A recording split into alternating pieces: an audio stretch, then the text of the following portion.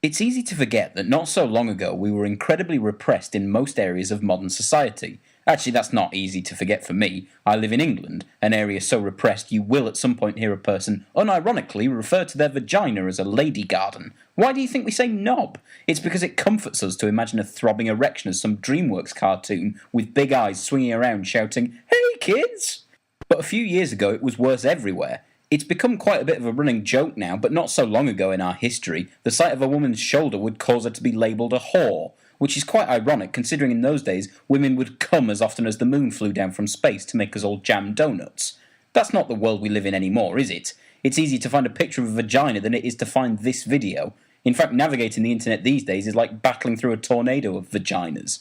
Anyway, Zed the Beginning of Everything is the new Amazon original about Zelda Fitzgerald and her husband, the author F. Scott Fitzgerald. I know at some point the show probably mentioned what the F stood for, and there's probably a bearded 30-something wearing a beret eager to tell me, but I just can't be bothered to set sail on the vagina ocean to find out, so I'm just going to say the F stands for Frangipan.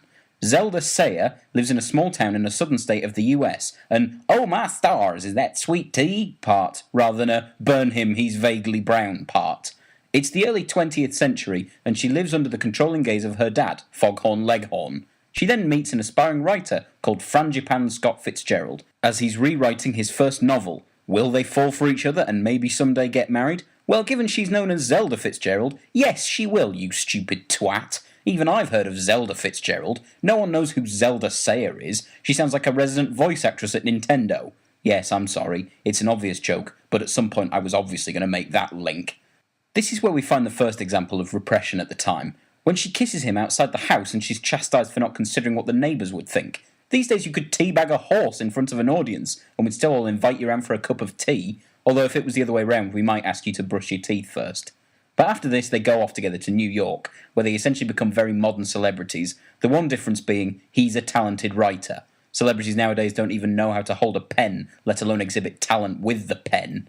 Zelda becomes a glamour model of the era when she goes out in public wearing something that showed around 1% more skin than was customary. Yes, not much of a big deal, but being photographed in that was the historical equivalent of photographing yourself, tit-fucking yourself, on the Statue of Liberty. Since it's basically a biography, the whole thing lives or dies on the person it's portraying. I'm not really familiar with either of the main characters, but I still enjoyed it. I'm not sure how accurate the story is, but if you really care about that, maybe you should leave your house once in a while and talk to another person. For instance, in the show, Frangipan comes across as a bit of a pretentious arsehole, as he acts like a member of the Bullingdon Club before they bring out the cream pie. Sorry, pork pies. I'm not sure how accurate that is, and it makes me unsure on whether or not to root for him. Most of my interest here came from the portrayal of the era from a social standpoint. One moment in particular that hammered home the need for feminism, real feminism internet user dictionary, where Zelda gets told by another woman that her role as a wife is basically to be a petri dish for her husband's sperm, whether she wants to or not. And of course there are all those moments showing the era's repression, like drinking a racy cocktail called Between the Sheets, whereas today they're called things like anal in a lift, or a passionate night fucking a donkey's corpse. Makes me wonder what people 100 years later will say of us now.